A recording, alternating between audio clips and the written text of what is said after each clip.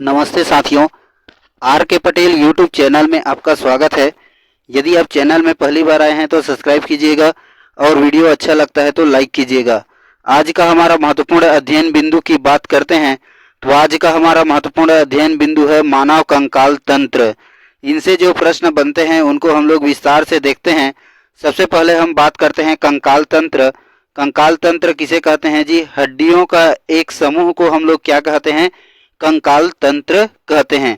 अब हड्डियां जो है हमारे शरीर में होता है, इनका काम क्या होता है? तो इनका काम क्या होता है? हमारे शरीर की ढांचा बनाता है हड्डियां, और हमारे शरीर की जो आंतरिक नाजुक भाग है ना, उनकी रक्षा करता है। ठीक है, बात करते हैं हड्डियों की प्रकार। तो हड्डियां मुख्यतः रूप से दो प्रकार के पाए जाते हैं, एक बाह्य कंकाल और एक जो है आंतरिक कंकाल।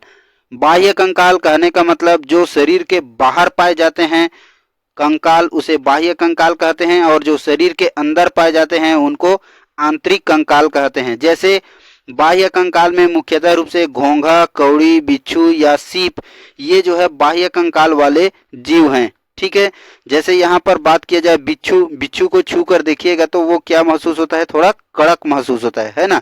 अब बात करते हैं शरीर के अंदर। तो ऐसा कंकाल जो शरीर के अंदर पाया जाता है, और वह किन में पाया जाता है जी? गाय, मानव, सूअर, इनमें जो है कंकाल पाया जाता है ना, वह शरीर के अंदर पाया जाता है। ठीक है, अब बात करते हैं इसका निर्माण किन से हुआ है। तो इनका निर्माण जो है कैल्शियम कार्बोनेट से हुआ है, और एक का निर्माण जो है कैल्शियम कार्बोनेट से और दूसरा का निर्माण जो है कैल्शियम फास्फेट से हुआ है। ठीक है, जैसे माचिस की तिल्ली में लगा रहता है कैल्शियम फास्फेट, है ना। अब बात करते हैं कैल्शियम कार्बोनेट कठोर होता है, और कठोर हमारी क्या होती है? हड्डी। जबकि कैल्शियम फास्फेट जो है मुलायम होता है, उन्हीं को हम लोग क्या कहते हैं? उपास्थियां। ठीक है, अब बात करते हैं हड्डी में अस्थि मज्जा पाया जाता है और उन्हीं में रक्त का निर्माण होता है ना। अब आगे दूसरा महत्वपूर्ण बात यह भी करते हैं, अगर बच्चा जो है भ्रूण है या नाजुक बच्चा है तो उसमें जो रक्त का निर्माण होता है ना, वह यकृत के द्वारा होता है। ठीक है, यह बात आप याद रखेंगे। किसी की चीता जो है शीघ्र आग पकड़ लेता है। क्यों पकड़ता है? क्योंकि उसमें कैल्शियम फास्फेट पाया जाता है ना, जिसको हम लोग क्या कहते हैं? उपास्थि। अब आगे बात करते हैं वयस्क मानव शरीर में है ना, हड्डियों की संख्या जो है 206 होती है। ठीक है, और नवजात शिशु की बात किया जाए तो उसमें जो हड्डियों की संख्या होती है ना, वह 300 से ऊपर होता है, मतलब 300 प्लस। ठीक है, अब बात करते हैं हड्डी 206 होते हैं ना, उनको हम लोग अलग अलग भागों में बांटते हैं। तो यहाँ 206 हड्डी में पहला भाग आता है उपांगीय और दूसरा भाग आता है अक्षीय। उपांगीय मतलब वे हड्डी जो चलने, घूमने, फिरने में मदद करता है, उसे हम लोग क्या कहते हैं? उपांगीय हड्डी कहते हैं। और अक्षीय हड्डी किसे कहते हैं? वे हड्डियां जो हमारे नाजुक अंग जैसे ब्रेन, हृदय, इन सब की रक्षा करता है, उनको हम लोग कहते हैं अक्षीय हड्डियां। ठीक है, अब इन दोनों की संख्या को एक बार देख लेते हैं, उसके बाद एक एक करके विस्तार से अध्ययन कर देंगे।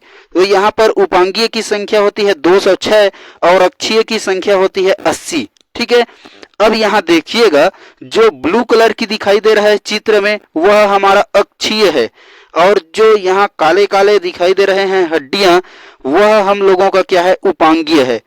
सबसे पहले उपांगीय को पढ़ लेते हैं 206 को, उसके बाद 80 को क्लियर करना इजी है। ठीक है, सबसे पहले अब बात करते हैं हाथ की जो हड्डियां हैं ना, उनको हम लोग पढ़ लेते हैं, क्योंकि एक हाथ में हड्डियों की संख्या होती है 30, तो दो हाथ मिलाकर 30 दूनी कितना हो जाएगा? 60। तो 60 हड्डियां तो हाथ में हो जाएगा, है ना।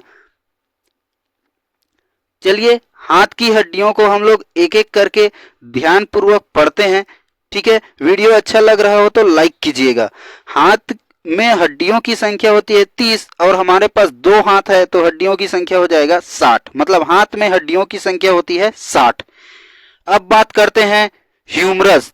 तो ह्यूमरस हमारा क्या होता है? कंधा से लेकर कोहनी के बीच में जो हड्डी पाई जाती है ना, उसको हम लोग कहते हैं ह्यूमरस। ठीक है, अब बात करते हैं रेडियस। तो रेडियस क्या होता है जी, जो हमारे अंगूठे की तरफ एक हड्डी आया रहता है कोहनी से लेकर कलाई तक के, तो उसको हम लोग क्या कहते हैं, रेडियस। और उनके बगल में ही एक और हड्डी आया रहता है जो उंगली की ओर पहुंचा रहता है, उसको कहते हैं अल्ना। ठीक है, तो radius ulna, humerus radius ulna, humerus radius ulna, इनकी संख्या जो है एक एक एक होती है। ठीक है, अब बात करते हैं कलाई की हड्डियां। तो कलाई की जो हड्डियां होती है ना, उसको हम लोग कहते हैं कार्पल। कलाई की हड्डियों को क्या कहते हैं, कार्पल।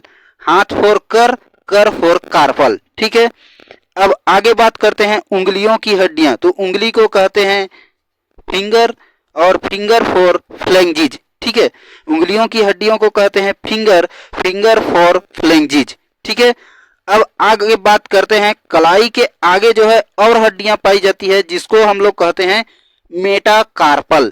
तो कार्पल के आगे पाया जाता है, उसीलिए उसको कहते हैं मेटाकार्पल। ठीक है, अब देख लेते हैं इनकी संख्या।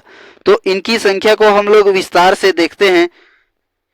तो ह्यूमरस पाया जाता है एक, अल्ना पाया जाता है एक, रेडियस पाया जाता है एक, और कार्पल पाया जाता है 8, और कार्पल पाया जाता है 8। ठीक है, जो हमारे कलाई को घुमाता है ना, वह बीच भाग में रहता है। यहाँ चित्र देख रहे हैं, वहां छोटे छोटे छोटे 8 हड्डियां पाए जाते हैं। फ्लैंजिज पाया जाता है 14। हमारे उंगली जो है फोल्ड होते हैं 3 भाग में।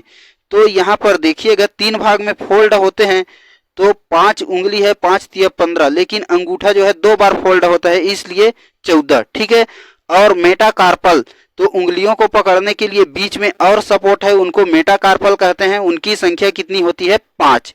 ठीक है, चलिए अब हम लोग बढ़ते हैं पैर की हड्डियां।